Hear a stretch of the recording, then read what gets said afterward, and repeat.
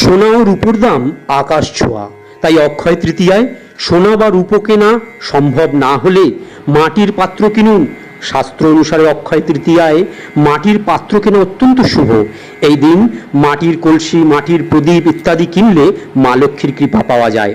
অক্ষয় তৃতীয়ার দিনে হলুদ সর্ষে কেনা সোনা বা রূপো কেনার মতোই শুভ বলে মনে করা হয়। অক্ষয় তৃতীয়ায় শ্বেত লক্ষ্মী কড়ি কিনে মা লক্ষ্মীর মূর্তির পায়ের কাছে রাখুন। শ্বেত কড়ি কিনলে সংসারে মা লক্ষ্মীর প্রবেশ ঘটে বলে বিশ্বাস করা হয়। মা লক্ষ্মী পদ্ম ফুলে বাস করেন, তাই পদ্ম বীজ তার অত্যন্ত প্রিয়। অক্ষয় তৃতীয়ার দিনে পদ্ম বীজ কিনলে মা লক্ষ্মীর বিশেষ কৃপাশিস পাওয়া যায়। অক্ষয় তৃতীয়ায় সন্ধব লবণ কেনা অত্যন্ত শুভ। জ্যোতিষশাস্ত্র অনুসারে সন্ধব লবণ শুক্র গ্রহের সঙ্গে সম্পর্কযুক্ত। শুক্র গ্রহের অধিপতি দেবী হলেন মা লক্ষ্মী।